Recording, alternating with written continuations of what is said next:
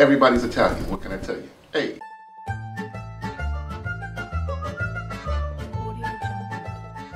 So today, I'm celebrating Crystal's birthday. She requested my famous fried chicken and string beans and cornbread. We had our beautiful cranberry beans. I thought it'd be really great to add in a little bit of the smoky, spicy poblano with the cranberry bean.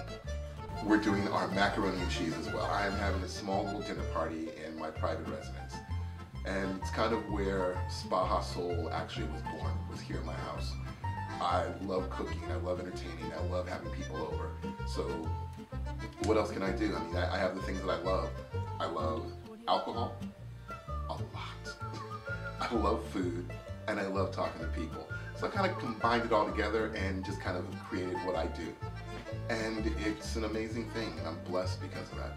I've known this young lady probably for about 7 years or so. I've watched her grow and pestered her and bugged her and edged her along to finish school and all kinds of things. We have a really great friendship, and it's a very loving one. Now, our mac and cheese is not your typical mac and cheese. It's not elbow macaroni, it's not baked in an oven. Actually, what we do is we use a heavy cream, 4 types of cheddar cheese, and we also add in a little bit of smoked Gouda for a little bit more complex flavor. And we also use Maria pasta. I ain't making no pasta from scratch, so it's as close as I can get to my palate for a fresh al dente so good pasta, and it's amazing. So once we've cooked our pasta, we're gonna go ahead and incorporate it into our cheese sauce.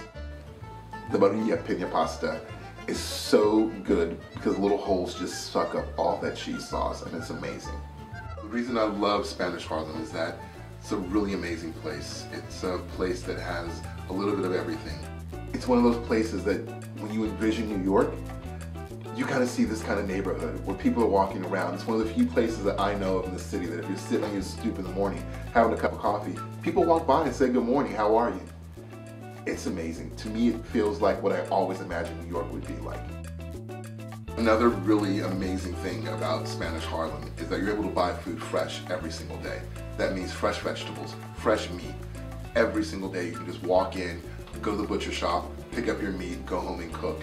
It's really important that we start treating our bodies right. I'm not going to say that, you shouldn't have any fat or you shouldn't have this. If you watch the show long enough, you're going to realize that I eat everything and I love food. And I think that fats are good, and it's not about that, but it is about what you're putting in your body. And it is about preparing meals daily. We go to the gym every single day. We brush our teeth, comb our hair every single day. We have to put time aside in our lives daily in order for meal preparation. So these are our fresh string beans. After you rinse them, start to snap them off the ends. Now, a lot of people will line them up and chop them with a knife. I think there's a lot to be said about, touching your food, knowing what you're cooking. Also, you're able to get out things that you don't like. We're so accustomed to all of our food coming into little containers that we're not really sure where it comes from. You'd be amazed at how much peace can come from preparing a meal, snapping a few beans. Okay, so we're just gonna add a little water to them. We're gonna let them soak for about 4 to 5 minutes. Now these are amazing, beautiful cranberry beans. They're originally from Colombia, but they were actually mass cultivated in Italy and very much so are part of Italian diet. So you just kind of snap off the ends and you split it open. And you take out the bean. They're fresh, they're beautiful, they have a really nutty flavor to them. They're very creamy also. So we're going to do these also very simply. For our cranberry bean dish, we're gonna mix it with a little bit of our poblano chilies. Now, the great thing about the poblano pepper is the skin on the outside is a little tough to digest. It's not impossible, but it's a little tough. So usually what happens is they're charred off, traditionally in Mexican cooking. So you char off the edges of them. So you do it over an open flame. And once the skin starts to crackle, you're gonna put them inside of a baggie or inside of a container for a couple of minutes, and then you just peel off the skin. That's it. So after we peel off the skin from the poblano, it should be smooth. We want to go ahead and take off the ends because we don't need them. Give them a quick little slice, all done. We're going to open it up. Now, the seeds you do not want. And then we're going to chop them. Not too fine, but chopped well enough. We want to make sure that we get nice big bites of poblano in there. We're going to add a little bit of onion, a little bit of garlic, a little salt, a little avocado oil, and then a little bit of balsamic vinegar, just to top it off and make sure we have a good balance of acidity to our creamy nut and spiciness. It's gonna be like Mexico meets Italy. So everybody's a little Italian. Hey, but we're also lots of other things. Everyone is Chinese, everyone's Jamaican, everyone's African, everyone's Swedish, everyone's French, everyone's Creole. We mix flavors from around the world in our American cuisine on a regular basis. And that's what makes America wonderful. We incorporate other cultures' food and condiments into our culture on such a regular basis that the American palate is forever changing and evolving. And that's what makes America a melting pot. The flavor for the marinade is really, really strong. And it's because, well, we're frying chicken, and fried chicken gots to have seasoning. So we put the thyme inside of there. Now we have our beautiful fresh rosemary. Look at that, folks. $1 fresh rosemary. Now we put our sage in. Kosher salt. Jamaican hot peppers. I like the whole pepper in it because I like my chicken spicy. And that's what makes Spa Hustle chicken Spa Hustle chicken. We also like garlic. The chicken should have a nice garlicky taste to it. Now after you pour your milk in, the last thing is onion. It doesn't have to be fancy cut or anything else. You just want to make sure you don't have any skin on there.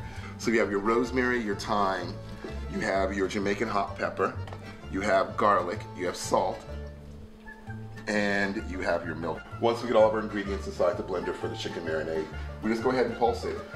Sometimes I'll chop the rosemary and thyme by hand if I have time, but dinner is supposed to be on at 7 o'clock for these lovely 8 people. And I still gotta get, well, you know, shower, change, and fly. You always want to taste your marinade. Got a really nice balance of flavors. That you can taste the rosemary, you can definitely taste the thyme. It's not too overpowering, the rosemary. Definitely have the heat from the pepper, which is amazing. The milk is actually going to help soak into the chicken and actually bring all those flavors in the chicken together. I think when you start cooking and you really start to enjoy what you're doing, you kind of let go of measuring everything out with little tiny teaspoons and little this and little that. And you start cooking with flavor, and you start cooking with passion. Passion is an important thing.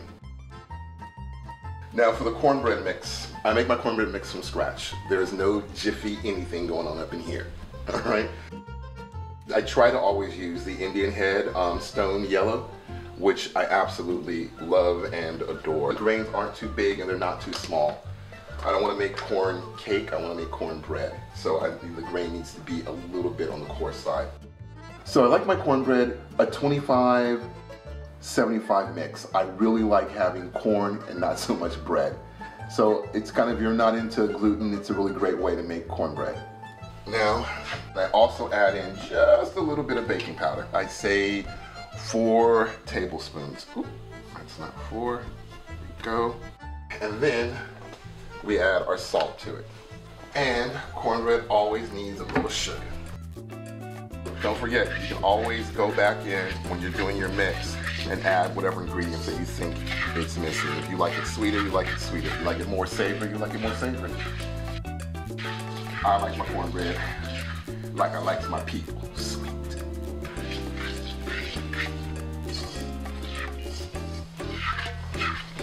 So we want to make sure we mix all the dry ingredients together. We want to make sure it's mixed well. Now we do our wet ingredients, and we're going to add those in. I use half and half because I think the cornbread should be rich.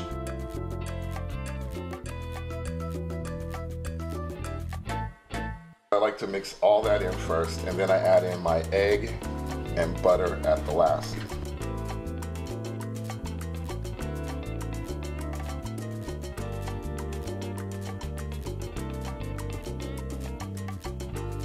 I add 1 stick of butter to this as well, and it's salted.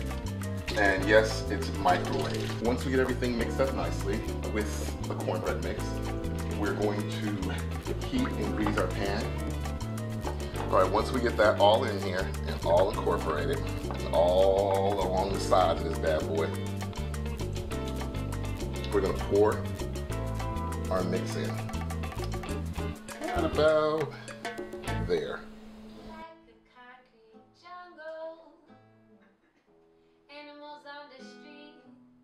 Everyone's got that one aunt who makes that bomb lasagna. Everybody's got that one cousin who can get down with some fried rice. Everyone has an aunt that makes the most incredible salmon teriyaki. Everyone's got someone in their family that is focused in on another type of cuisine from another culture. The great thing about America is that we combine all of these things and bring them into our own culture and make them into something that's American. So we're gonna do the flour that we're gonna dredge our chicken in. So once I've chopped off all I can from the herbs, and I want it to be inside of the flour, I want to incorporate it in there. So what we do is we get down with our little coffee grinder and let it do its thing. And as my grandma used to say, there's more than one way to skin a cat. And voila. Dried, mixed together, it's going to be a really nice flavor with the flour. So every single bite of chicken you have is going to have a little rosemary and thyme flavor to it as well. A little salt, a little fresh cracked pepper. So after we crack our pepper in, we got our sage in, we're good to go. We stir all the ingredients together because we want a really great flavor.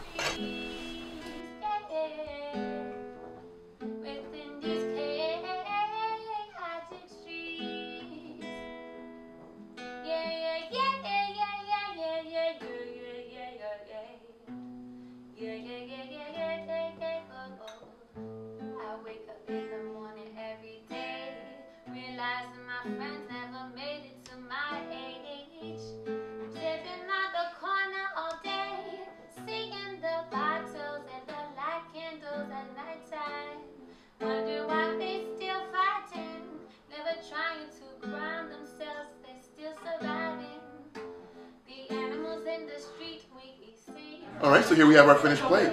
We have our buttermilk soaked fried chicken, which isn't even buttermilk, but actually a heavy cream, and milk.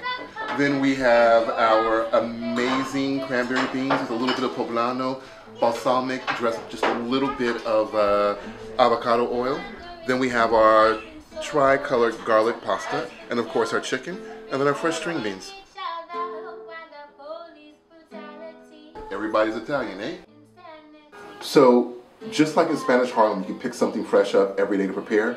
I'm willing to bet that in your neighborhood or wherever you're at watching this, there's also a place you can go and pick up fresh food on a daily basis.